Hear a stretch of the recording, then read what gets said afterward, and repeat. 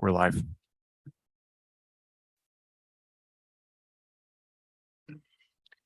Good evening, everyone. I would like to call the October 10th, 2022 meeting of the University City Council to order at 6:30.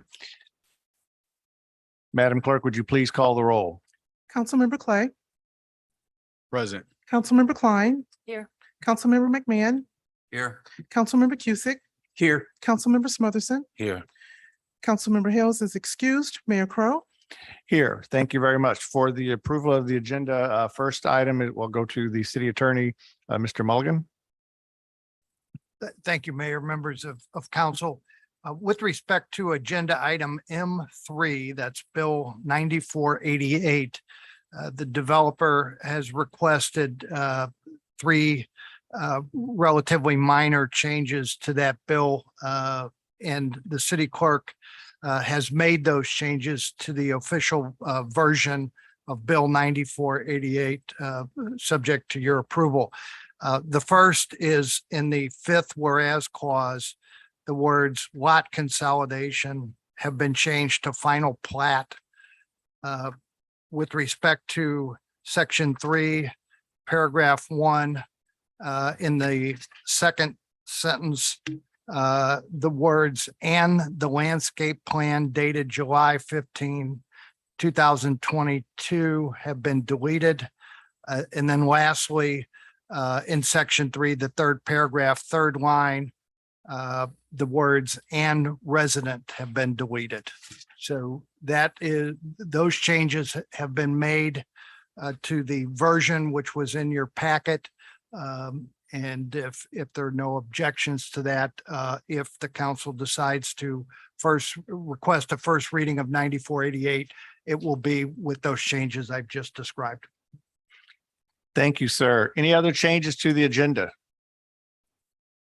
Hearing none, is there a motion to approve the agenda as presented? Motion made by Mr. McMahon. Is there a second? Seconded by Mr. Smotherson.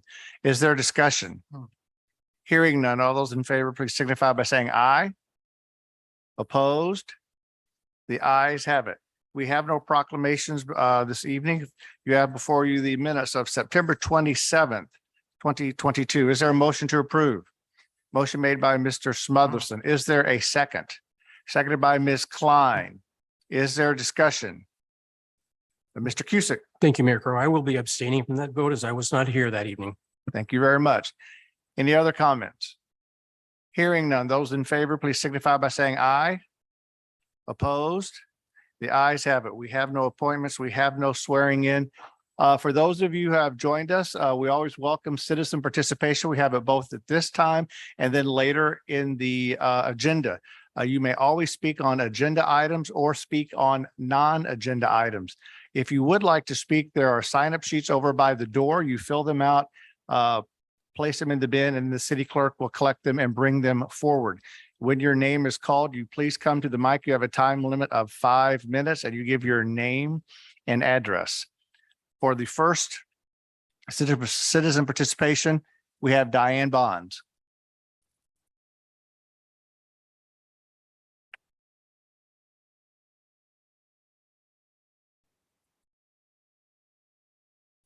And there's a green button at the bottom. If you'll push it, then the green light will come. There you go. Thank you. Hi, good evening. My name is Diane Bonds. I reside at 8665 Spoon Drive. And I have a question regarding the Costco and the redevelopment by Olive and 170. And wanting to know if you're planning to further movement towards Spoon Drive. I'm not interested in selling or moving, but that was one question. My second concern was I live 2 doors from the creek, which has not been cleaned in a while. And my concern is due to the flooding we recently had in your city, that we might get it there. So is there any way that we can get the trees trimmed and that creek cleaned up? We appreciate your comments, and normally there's not a give and take between the council and the citizen. Normally it's the city manager or one of his staff will be in contact with you to answer your questions for you. And thank you for giving me this opportunity. Thank you.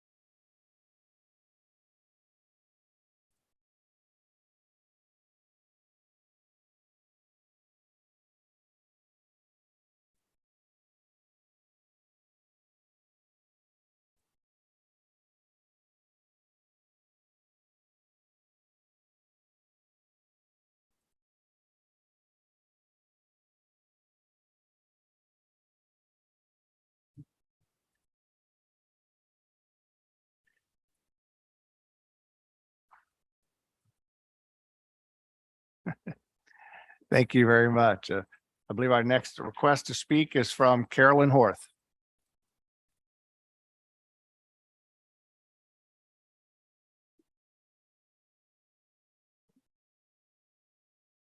And if you will push the button at the bottom, then it will give you a microphone and give your name and address.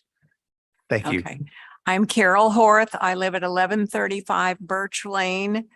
And obviously by my street name, you will know that I was involved with and suffered from the flood the end of July. I'm concerned that, do I need to continue to hold this green button while I speak? No, okay.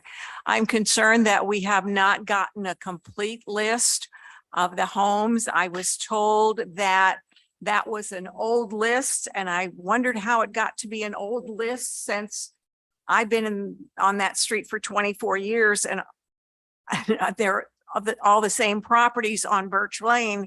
So I was concerned as to how there was an old list, and an old list was published and it says 24 homes. Well, if I know there are more homes on Birch Lane than were included, I'd like to know when we anticipate seeing that complete list, and also when we might anticipate getting some information. I know the city has gotten a fund amount from the state, and I'm wondering when we might have some perspective on the next step coming to fruition. And I'm not asking anyone to, pick numbers out of the air. I'd like to know factually when we might expect that, because all of my neighbors are, myself included, are wondering, what do we do next? How long do we wait till we have some information? So that is a significant concern. And the fact that all the houses were not on there, some people were extremely upset to think that they might be residing in a house on a street where they had 3 neighbors remaining. So the fact that the list was published and it wasn't accurate is pretty upsetting. Also, as a resident on the flooded area, we have had no communication from the city. Our communication has all come via media, which is not necessarily accurate. So it would be nice to actually see some documentation from the city to tell us some idea of what's going on. Granted, I know that many things are out there and you don't have control over all of them, but we have no concrete information. We just know what the media says. And, some days I believe it, some days I don't. So when my property is in that limbo situation, it's difficult. Also, there is some project that the city is working on Delmar East, and I think it's the end of Delmar towards Skinker, and I really am not aware as to what that project is, and I would like some information as to what that is. I know there was a discussion in the 2 board meetings ago about dollars for that project. There was no statement in that meeting when I was Zooming it as to what that project was. So given that, those are my tax dollars being spent, would be nice to have an idea what that money is going toward.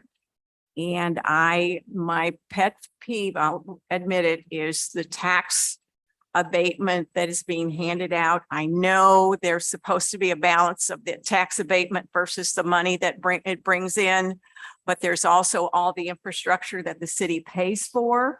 And I'm not always certain that maybe we get a real bang for our buck.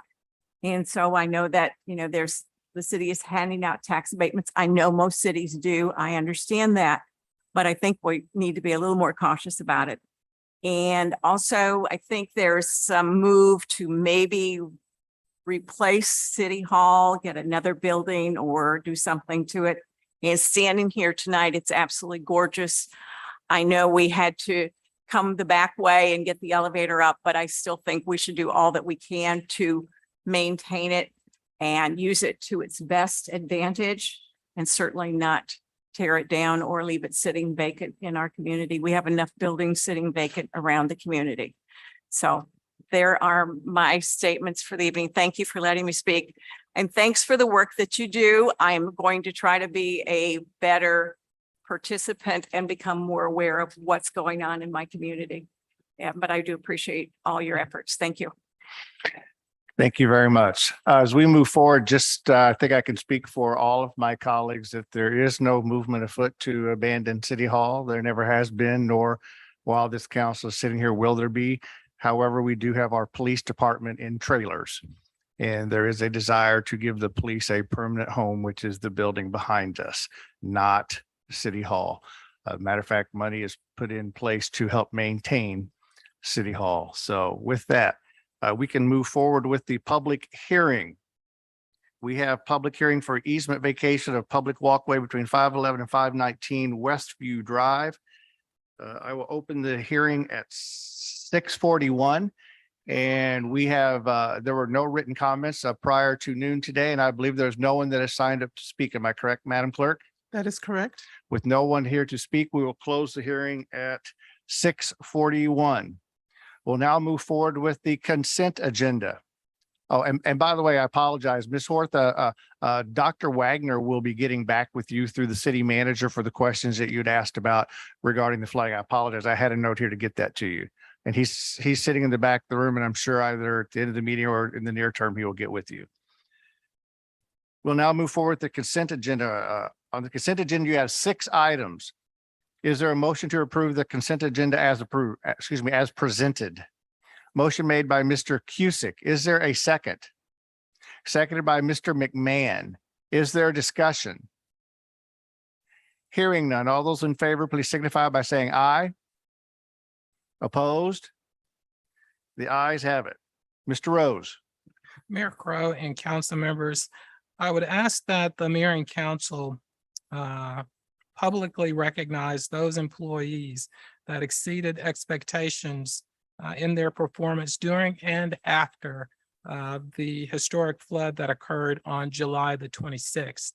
I believe I have our Human Resources Director with us, Amy Williams. And if Amy could come up and facilitate having the department directors and then the respective staffs come up for recognition.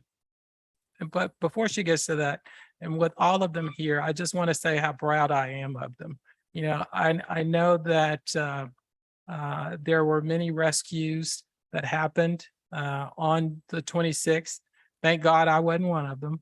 I almost was, but wanted to say just how appreciative I am for the work that you do. But not just the first responders, also those that did the purchasing, especially for the emergency equipment, those that were cleaning our buildings. It really takes a team effort in order for us to have effective responses and to provide high quality services. So I just wanted to publicly recognize all the employees and say how proud I am to be able to lead them. Ms. Williams? Yes, Honorable Mayor and City Council, we'll try to get them out of here before there is another emergency or call. But we will begin. We had a lovely employee luncheon the Friday before last, where many accolades and recognition was given out. Tonight, we're going to really focus just on the flood. And as you see, it took an army. So I'm very excited to present to you and to the entire city some of the faces and names that it took to bring some of the Sioux City greatness kind of back to where we are after the recent historic flood. So I will present them in order. There's 4 or 5 directors and chiefs that are going to come up. If you've received your certificate already, we just ask that you come up, maybe shake a couple hands and we'll take a picture if you feel so comfortable. And then I will start in the order that they were nominated. So I'm very happy to see the majority of this team present, the facilities and IT team, who report to Ms. Dawn Beasley, who has said she could not make it this evening with the previously scheduled event. But she was the very first one to jump at the chance to get to recognize her staff.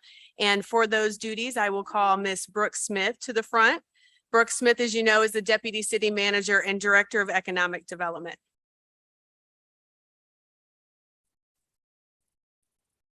Good evening. So since Dawn could not be here today, she did ask me to stand in on her behalf.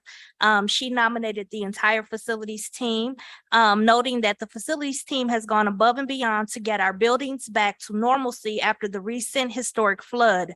Their attention to detail, safety, and sanitation is greatly appreciated. Their names are Daniel Carter, Jim Burkemper, Stephen Bernard, Michael Green, Ricky Bish, Ricky Chambers, and Antonio Tony Bracy.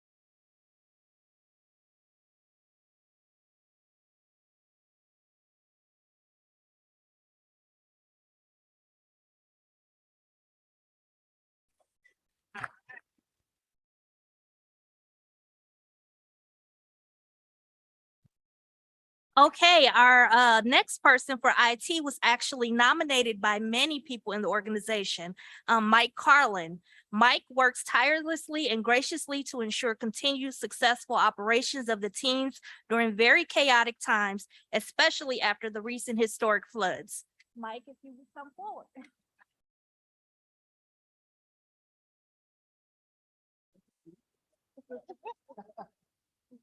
We knew where to find you.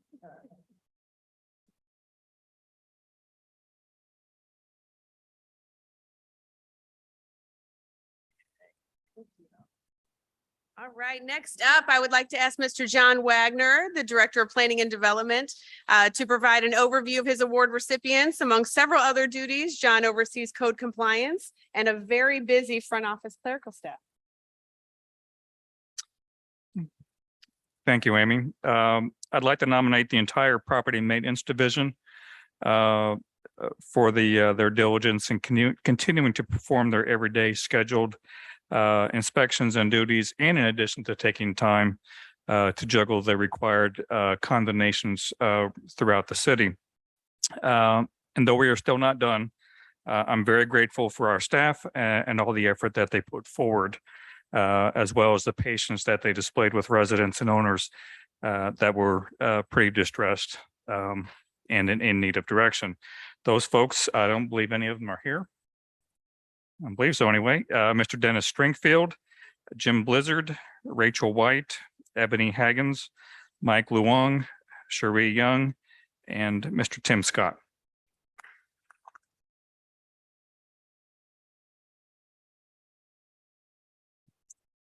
And also for the clerical staff, this is important as well.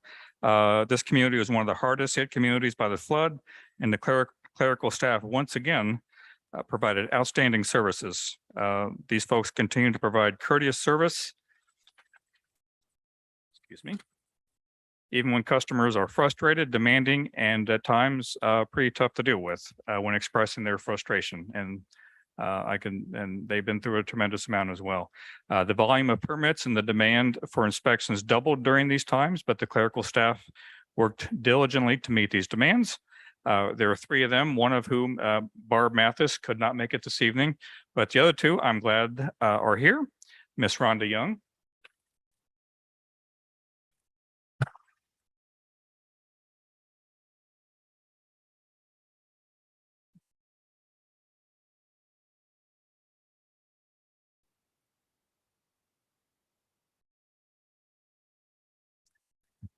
And Miss Cynthia Zumwalt.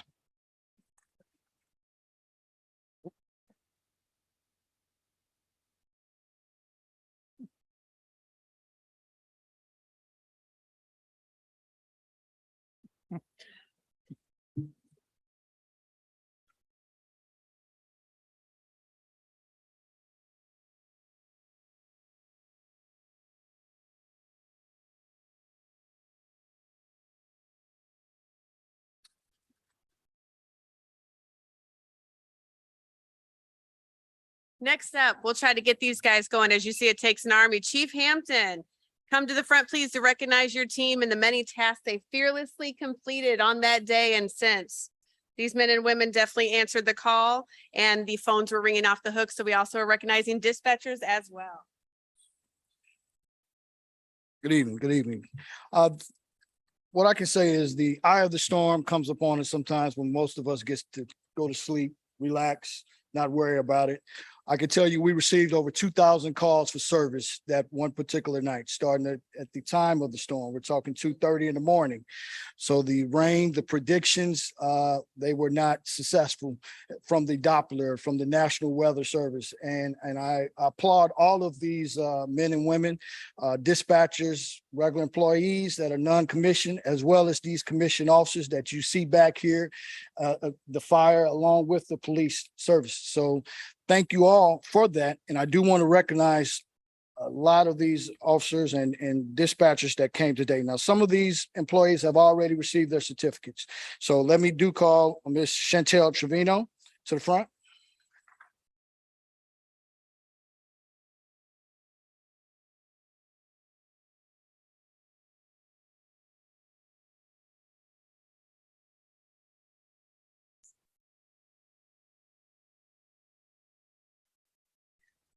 I will read now some of the other dispatchers that were present that night. Janae Claiborne, she's actually working on shift right now. Janae Claiborne, Cassandra Reed, Robin McIntosh, and let me recognize one of my personnel who's no longer a dispatcher. She was a senior or a lead dispatcher for past. She's our quartermaster and she's our evidence custodian as well. That is Miss Deshauna Price. Would you please come to the front?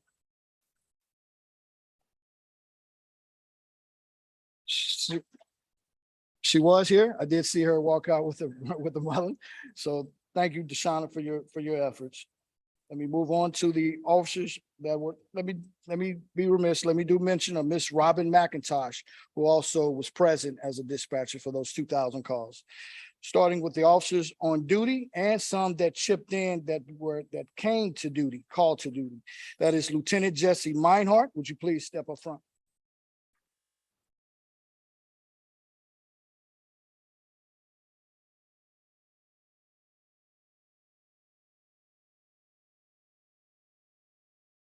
There will be Sergeant Reginald Hope.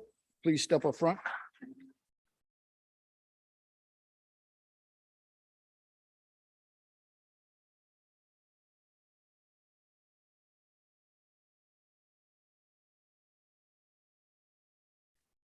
We had an Officer Thomas Corney, who is now retired after 30+ years of service. So I applaud him as well in his efforts. Officer Theodore Jackson, please step up front.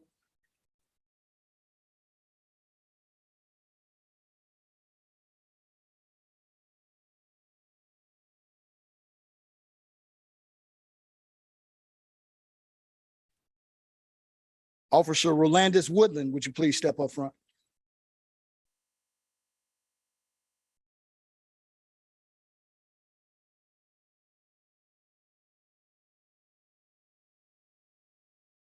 Officer Joshua Mosley, please step up front.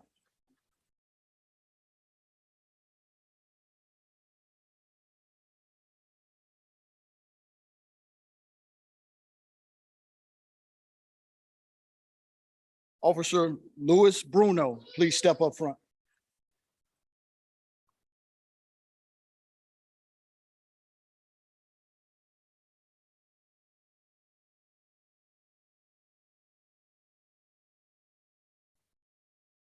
Officer Kim Douglas, please step up front.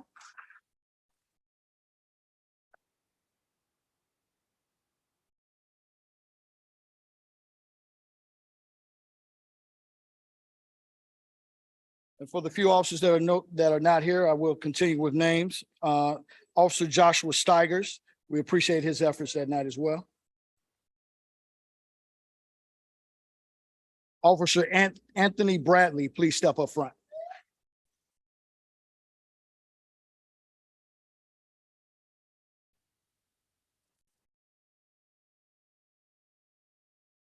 We do want to recognize, and I'll say this to the end, that's one of the civilians. Sergeant Terrence Lott, was present, and let's give him a hand, please.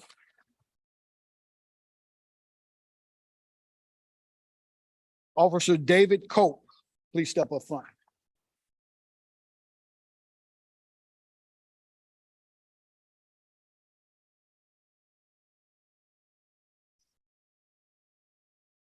We have Officer Jeremiah Belcher. I believe he's not in attendance, but let's please give him a hand. Officer Jake Goldstein, let's please give him a hand. Officer Kyle Giamacco, please give him a hand. And these last three, we can give them a hand collectively. We're talking Jamisha Howard, Kelly Ricketts, and Stephen Jones. Let's all give those three a hand.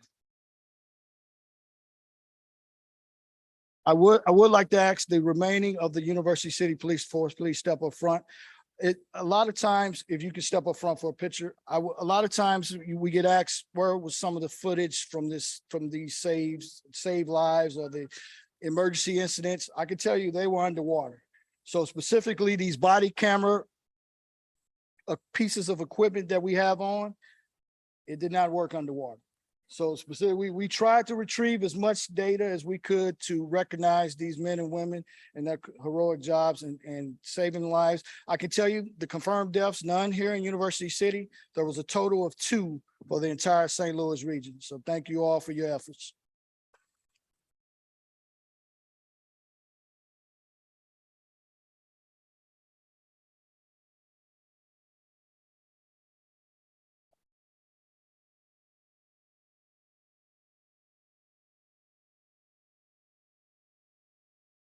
All right, thank you, officers, dispatchers, and civilians.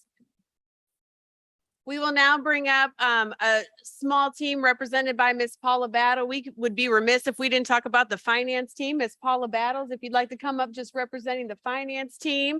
And of course, we couldn't make any of the emergency purchases during the flood without them. So thank you, Ms. Paula, for representing the finance.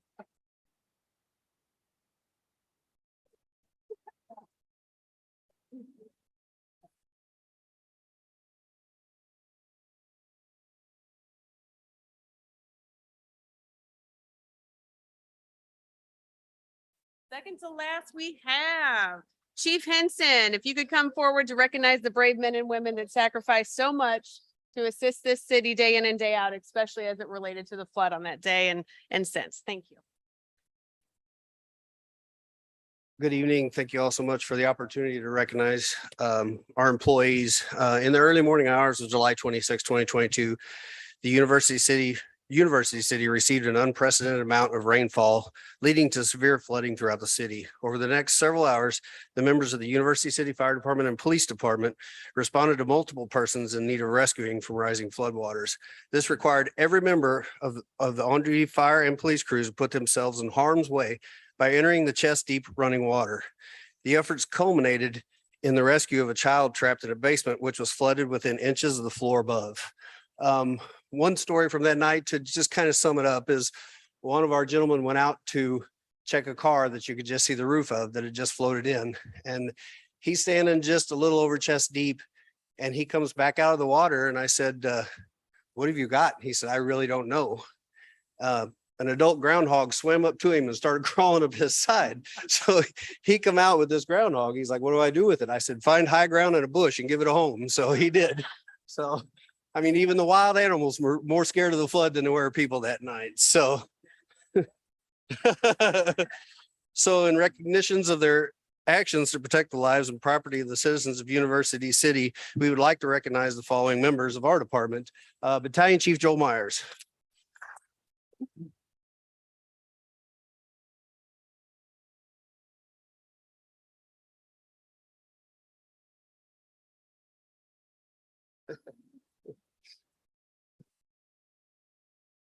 Captain William Grunler is not here tonight.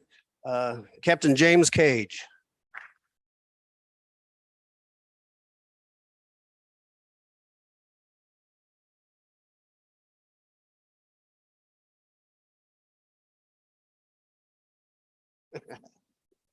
Private Tim Hughes.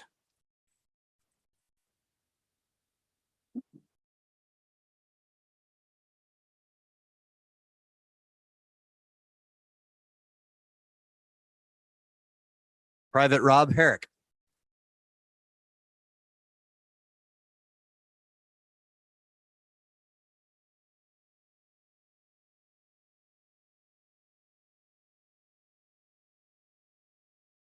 Private Taylor Jordan.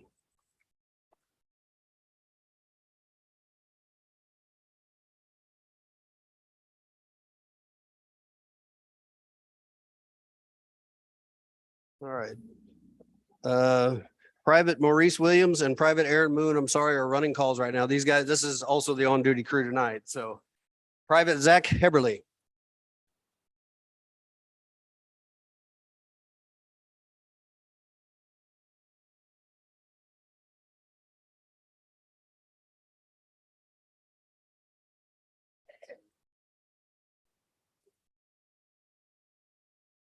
Privates Richard Black and Ryan Dorsey are all out on calls right now also, so.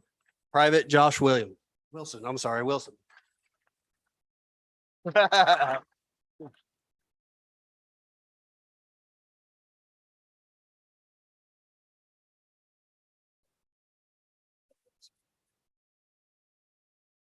are two more that are not on the list I want to recognize, and that's my two deputy chiefs. They come in that night. We were here, we were in the mix with everything, and again, they are more than willing to give these guys all the credit, but they were right out there in the middle of it and just as deep in it as everyone else was. It's Deputy Chief Gary Wilmoth and Fred Kramer.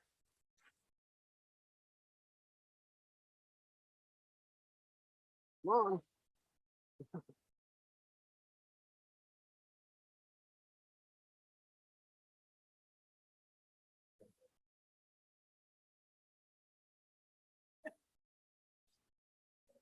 Should be it.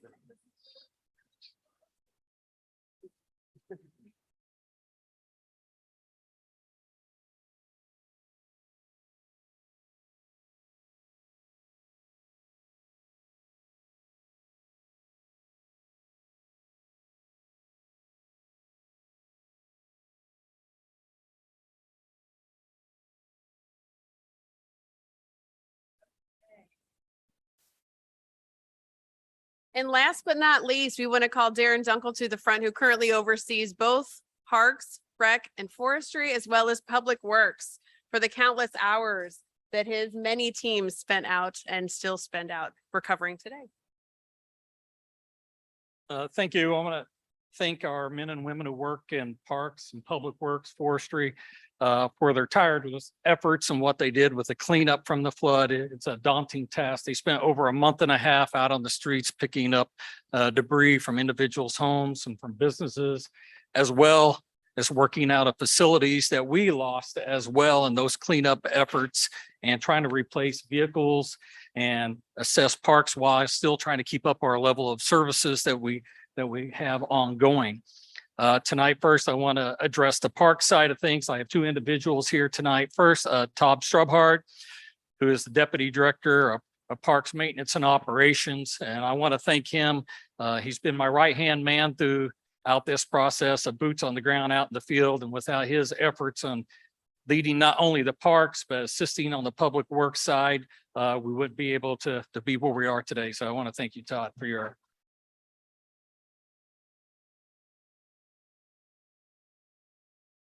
the other individual I want to recognize tonight is Mike Warmbold. He's our our supervisor of parks operations. Mike was very vital in the operations, as well as overseeing the parks cleanup, identifying damages, trying to keep the crews motivated and on target, as well as, working with facilities and vehicles that were lost in the flood. So I want to thank Mike for all of his efforts and hard work and leading our teams out in the field.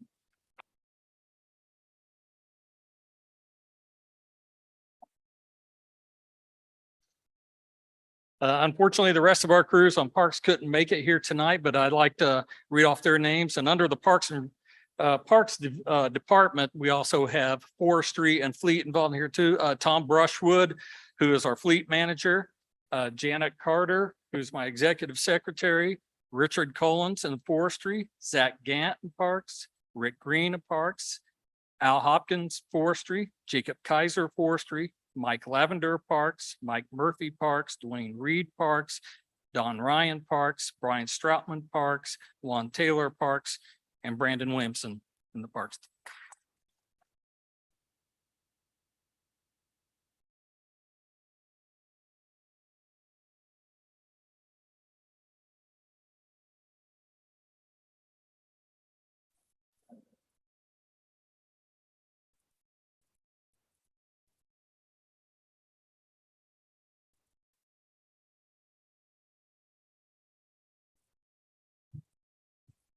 On the public works side of our operations, which includes sanitation and streets, as well as engineering, these individuals also helped out immensely in the flood cleanup, and not only in the cleanup efforts like the Parks and Forestry have, but also on the engineering side of assessing bridges and streets and doing other types of assessments in that area.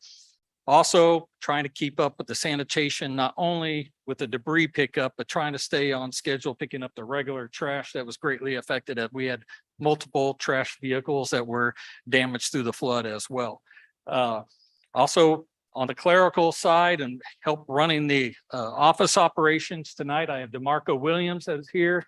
He dealt with come on up. Mr. Williams helped out with, the numerous phone calls, complaints, questions, just trying to keep me straight, all those sorts of things. So I appreciate all your efforts. I do not see anybody else here on the public works side, but I will read off the individuals' names here. Shawnee Blanks, Orlando Bolden, John Brown, Chris Connor, Antoine Cotton, Ron Dade, Josh DeWitt, Jeff Douglas, Rama Inslee, Stephen Green, John Houston, Lisa Johnson, Dennis Luckett, Anthony Polk, Maurice Posley, Darren Stewart, Jeff Suttle, and Walter Wilkins.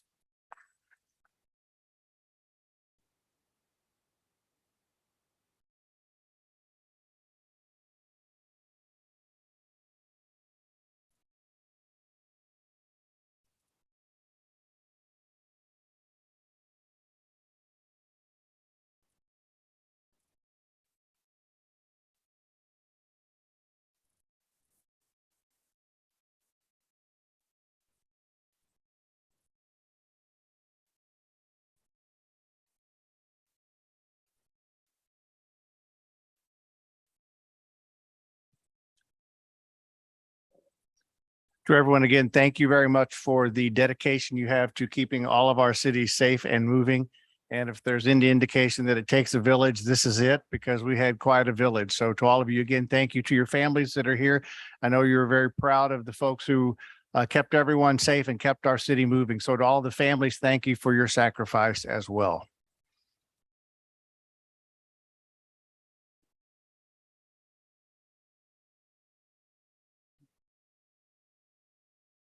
You have before you now Resolution 2022-12 fiscal year 2021-22 budget amendment number 4.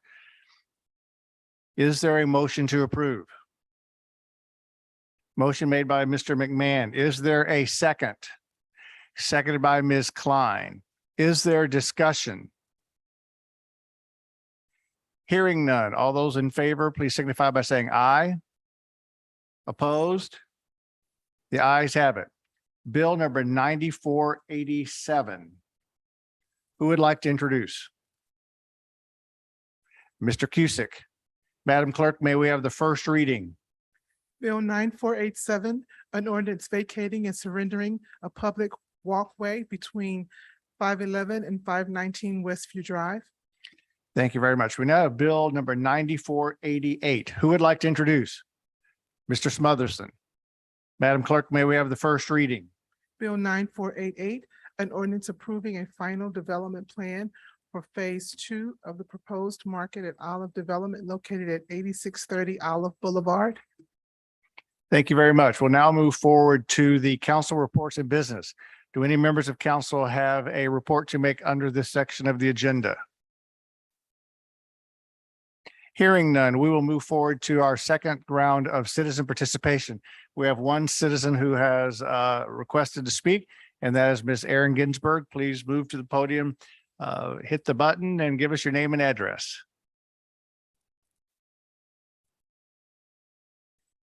Hi, my name is Erin Ginsburg. My address is 430 West Point Court. And Honorable Mayor, council members, and city manager, I'm here with a Happy Kitty update. On Sunday, October 2nd, U-City's TNR volunteers partnered with OpSpot and the Green Center to host this year's pet vaccination clinic. We provided accessible and affordable vetting opportunities for our neighbors' companion animals, including 31 rabies shots that were given with St. Louis County tags and certificates of vaccination for only $15. Canine distemper shots, 22 of those were given. Feline distemper, 2 given. Microchips pre-registered, 6 were implanted. U-City's TNR volunteers remain busy trapping, neutering, vaccinating, and curing for community cats at no cost to U-City taxpayers. We're preventing litters of unwanted kitties, and reducing feline fighting, yowling, spraying, and other nuisance behaviors. We're coordinating with local rescues, helping more than 70 friendly kitties get adopted. Unfortunately, community cat food, water, and shelter continue to spark misunderstandings between our volunteers and code enforcement. U-City's TNR volunteers respectfully request that section 210.130 of our municipal code be amended to add that providing food, water, and shelter to the list of permitted acts. Thank you for your service to U-City. Thank you very much. We'll now move forward to council comments. Are there members of council who have comments for this evening? Hearing none. Is there a motion to adjourn? Motion made by Mr. McMahon. Is there a second? Seconded by Ms. Klein. Is there a discussion? Hearing none. All those in favor, please signify by saying aye. Opposed? The ayes have